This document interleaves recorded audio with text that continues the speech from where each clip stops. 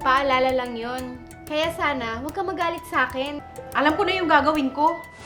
May meeting pa kami ng mga boss ko. Huwag mong kakalimutan. Oo na. Mama, nasan ka na ba? Kasama mo na ba si Amy? Layla, nakalimutan ko pala sunduin si Amy. Ano? Ate, dumating na ba si Amy sa bahay? Pinapunta ko na rin si George. Sinubukan mo na bang tawagan si George? Kanina pa siya hindi sumasagot.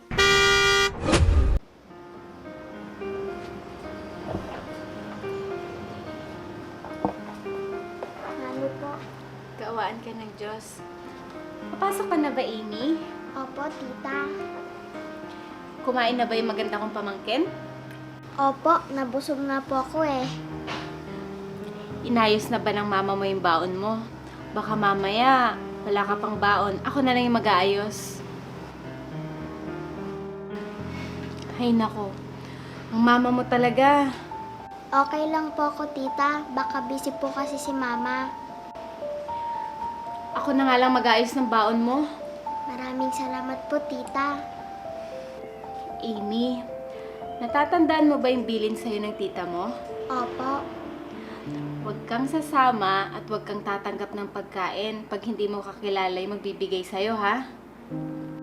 Opo, tita. At lagi akong makikinig sa payo ng matatanda. Aba, parang tinawag mo ako matanda na, ha? Tama na po, nagkikiliti ako. Halika nga dito. Diba, tama naman yung sinabi ko. Gusto ko kasi, lumaki yung pamangkin ko na matalinong bata. Mana po ako sa inyo, tita. Huwag ka maingay, Amy. Baka marinig tayo ng mama mo. Magalit siya sa atin. Oo nga pala.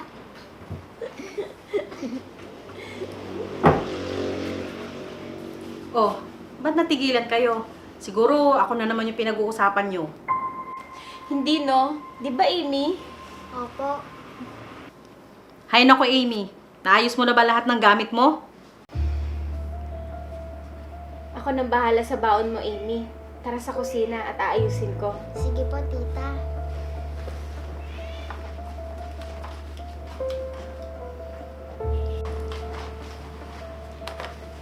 Amy, mag-iingat ka, ha? Opo, tita.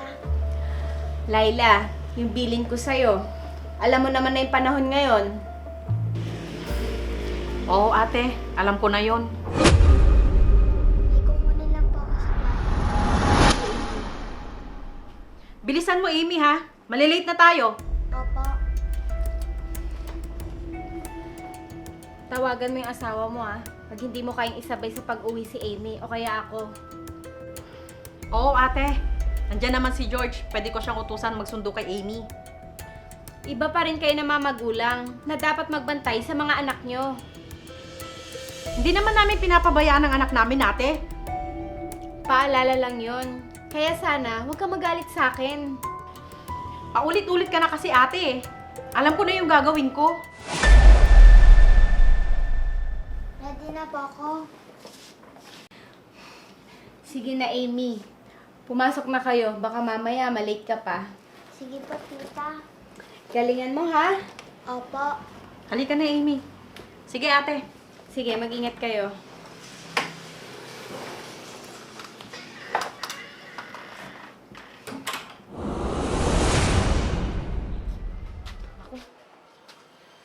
Paano na kaya ito? Hindi ko masusundo si Amy mamaya. Tama. Si Masong, baka pumayag siya sunduin si Amy mamaya. Oo, Layla. Napatawag ka. May problema kasi eh. Baka malate ako ng uwi mamaya. Pwedeng ikaw na lang ang sumundo sa anak natin mamaya. Pakitawag lang kasi ako. Sige, tignan ko. Busy pa kasi ako ngayon. At may meeting pa kami ng mga boss ko. Sige ha. Basta yung sinabi ko sa'yo. Huwag mong kakalimutan. Oo na. Mamaya na lang. Busy pa kasi ako ngayon. Sige. Basta tawagan mo ko ha. Kapag nasundo mo na si Amy. Sige.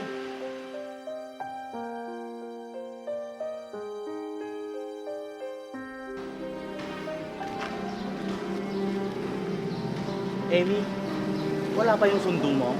Wala pa po. Halika na, hihatid na kita sa inyo. Sabi ni tita, huwag ako sasama sa ibang tao. Halika na para maidaan na kita sa inyo. Huwag na po, hintayin ko na lang po sila, Mama. Sigurado ka ba, Amy? Opo. Sige, ikaw ang bahala. Mama, nasan ka na ba?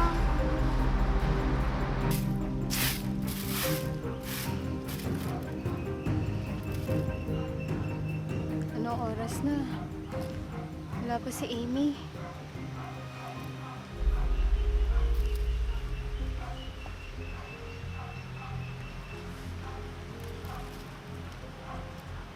George, nasan ka? Pwede bang pumunta ka dito sa likod ng bahay? Bakit po, Ate Ruby? Nagpapakain po kasi ako ng mga aso. Wala pa kasi si Amy hanggang ngayon. Baka naghihintay na yon. Baka pwede mo siyang puntahan sa school nila. Sige po, ate. Sige, mag-iingat ka ha. Sige po.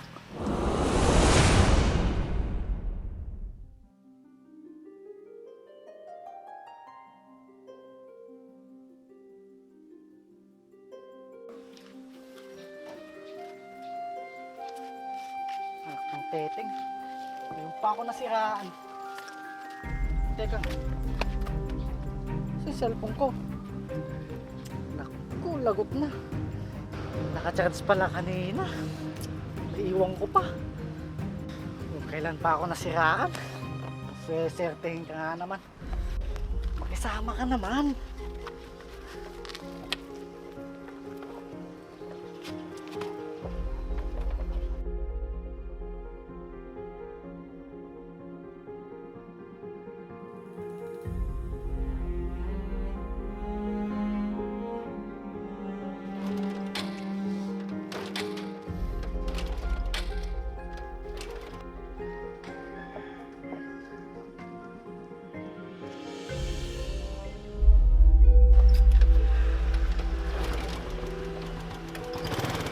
Ayan. Mabuti naman at maayos ka na. Naku, anong oras na? Wala pa si Amy, susunduin ko pa pala.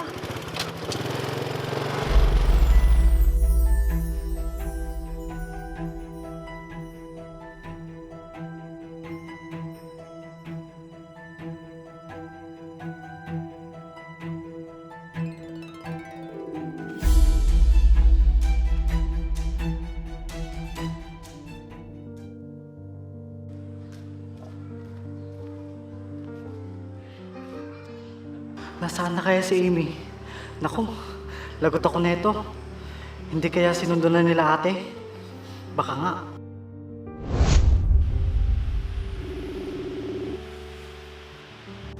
Oh, hello Layla. Mabuti naman at sumagot ka na, Masong. Kasama mo na ba si Amy? Si Amy? Oo, si Amy. Yung anak natin. Sino pa ba? Oh, Layla. Nakalimutan ko pala sunduin si Amy. Ano? Anong oras na? Di ba pinilin ko naman sa'yo na sunduin mo siya? Oo na, pasensya na. Marami kasi kaming ginagawa dito sa opisina. Kaya nawala sa isip ko. Ayan na nga bang sinasabi ko sa'yo eh.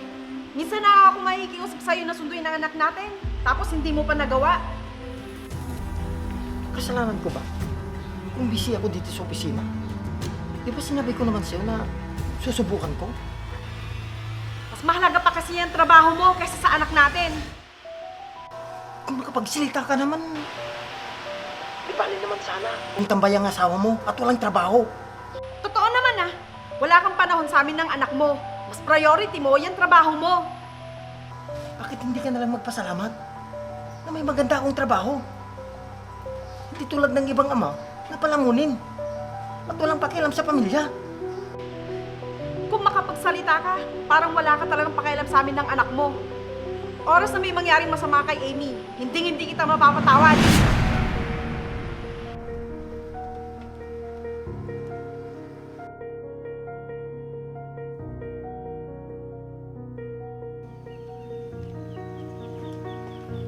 Ate, dumating na ba si Amy sa bahay? Wala pa nga eh. Pinapunta ko na rin si George, pero wala pa rin sila hanggang ngayon. Ano? Sinubukan mo na bang tawagan si George? Oo naman. Kaso, kanina pa siya hindi sumasagot. Diyos ko, tulungan niyo po kami. Nasaan na kaya si Amy? Ate, O George, nasaan na si Amy? Oo nga, George. Kanina pa ako tawag ng tawag sa'yo ah. Pero bakit hindi mo sinasagot? nako, pasensya ka na po Ate Ruby. Nasiraan po kasi ako ng motor. Tapos, naiwan ko po yung cellphone ko sa pagmamadali. Eh, nasaan na si Amy? Nasa bahay na ba siya? Akala ko po kasi ate, nasundo nyo na. Pagdating ko po kasi kanina sa school, wala nang mga bata. Ano? Wala na mga bata? Hindi naman sasama sa ibang tao yung pamangkin ko. Oo nga ate, nabilinan ko naman si Amy ng maayos. Saan naman po nagpunta si Amy? Wala naman po siya doon. Tara George, samahan mo ko. Hanapin natin si Amy. Sige ate, sasamahan kita. Ate, maiwan ka na lang muna dito. Baka may pumunta dito o kaya umuwi na mag-isa si Amy. Sige, Laila. Basta balitaan niyo ako ha. Sige ate. Tara. Amy, nasan ka na?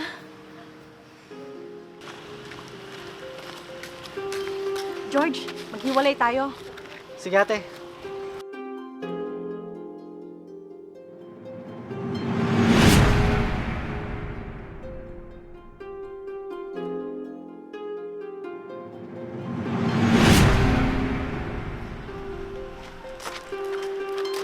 Ano George, nakita mo si Amy? Ate, hindi ko pa rin siya makita. Nasaan na kaya yung batang yun? Tara, hanapin pa natin siya doon. Sige ate. Lagi na lang busy sila mama at papa. Wala kasi silang panahon sa akin.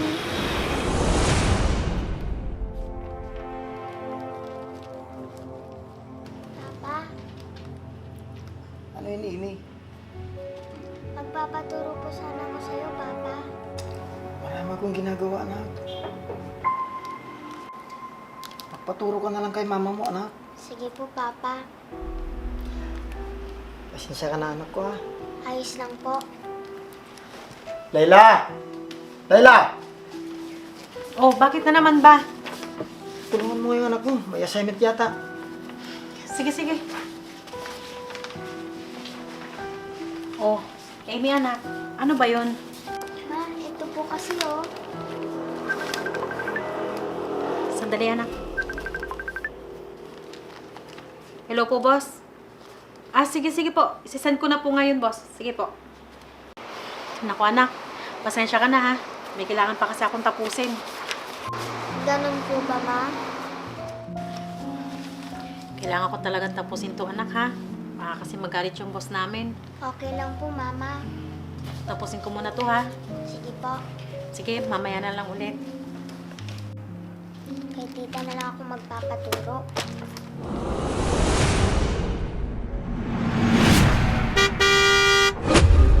Talaga, Mare? Salamat. Mama!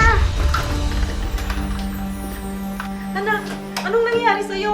Nag-alala kami sa'yo. Ano na yung bag mo? Sorry, Mama. Nainip po kasi ako kaya lumabas po ako sa school. Tapos, saan ka nagpunta anak? May bigla pong lumapit sa akin kanina.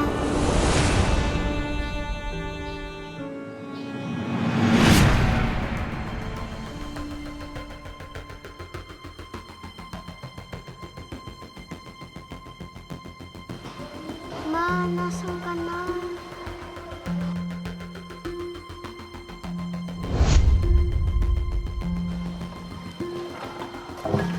Bata, gusto mo?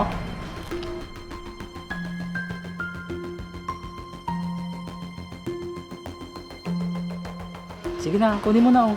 Meron pa dito oh. Hindi ko kayo kilala.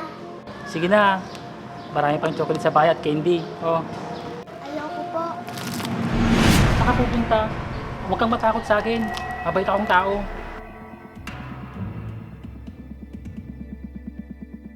Ano bata? Sama ka na sa akin? Ihahatid kita sa inyo. Kaibigan ko yung mama mo. Kaya alam ko yung bahay ninyo. Si Mama? Di ba yung mama mo, yung maganda, yung kamukha mo? Kaibigan niyo po ang mama ko?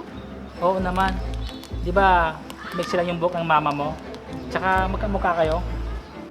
Nagsisinungaling ka, hindi naman maiksi ang buhok ng mama ko. Sige na, tara na. Tulong! Tulong! Tulungan niyo po Ano to? ako! Tulong! Tulungan niyo po ako! Tulong! Anong nangyari dito? Ayos ka lang ba, Iha? Opo, Mabuti na lang, hindi ka sumama sa lalaking yun. hindi ko po siya kilala, kaya hindi po ako sasama. Tara, Iha, pupunta tayo ng barangay para doon kasunduin ng magulang mo. Oo. Tatawagan natin yung mama mo para masundo ka niya. Sige po, salamat po. Sige, tara. Pinag-alala mo kami, anak. Tinawagan ako kanina ng barangay sa opisina. Kaya nagmadali akong puntahan siya. Oo nga pala, ikaw yung sinulat ko sa ID ni Amy. Ayos ka lang ba, anak? Wala ba silang ginawa sa'yo? Opo, Mama. Ayos lang po ako. Amy, sino nagbaba lahat ng sinabi ko sa'yo? Opo, Tita. Kasalanan mo to. Amy, pumasok muna tayo sa kwarto. Sige po, Tita. Walang ibang importante sa'yo kundi yung trabaho mo. Ako pa talaga ang sisihin mo? Pares lang naman tayo ah! Muntik nang mawala yung anak natin. Sa tingin mo, ayos lang ba ako? Bakit? Ginusto ko ba na mangyari yun? Ang dami mo rason. Marami kang magagawa kung talagang gusto mong suduin ang anak natin. Eh ikaw, anong silbi mong asawa? Masong, Laila, magsitigil nga kayo. Hindi ba pwede kayo magkasundo? Hindi ba kayo pwedeng mag-usap ng maayos para sa anak nyo? Eh yan kasing kapatid mo, ang pagsabihan mo. Wala akong kinakampihan sa inyong dalawa dahil pareho kayong mali. Ito kasing si Masong eh. Wala nang panahon sa anak namin. Akala mo kung makapagsalita ka, ang galing-galing mong ina. Pwede ba? Manahimik na kayo? Hindi ba talaga kayo titigil? Ito kasi. Lumalaki na yung anak nyo. Pero puro away pa din yung nasa isip nyo. Sana isipin nyo din yung nararamdaman ng anak nyo.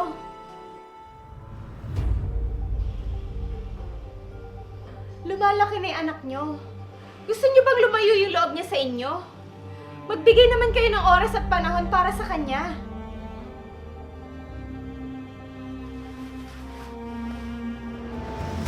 Huwag nyo nang hintayin na mapahamak pa yung anak nyo. Dahil busy kayo sa mga ginagawa nyo. Patawad, Layla. Kung nawalan ako ng panahon sa inyo. Ako din. Kung mas iniisip ko ang trabaho ko kaysa sa pamilya ko. Sige, hayaan mo. Simula ngayon, kayo na ang priority ko sa lahat. Tama yan, Masong. Mahalaga ang oras at pagmamahal nyo para kay Amy. Simula ngayon, aasikasuin ko na kayo ni Amy bago ang trabaho. Yung anak nyo ang unahin nyo. Dahil kailangan niya ng gabay sa paglaki niya. Oo, ate. Tama lahat yung sinabi niyo sa amin. Kapakanan lang ni Amy yung iniisip natin dito. Pasensya ka na, Masong ah. Sorry. Patawarin mo din ako, Layla. Sa pagkakaroon ng anak, may malaking obligasyon na nakasalalay sa isang magulang. Habang lumalaki sila, kailangan nila ng gagabay at aalalay sa kanila para lumaki silang mabuting tao.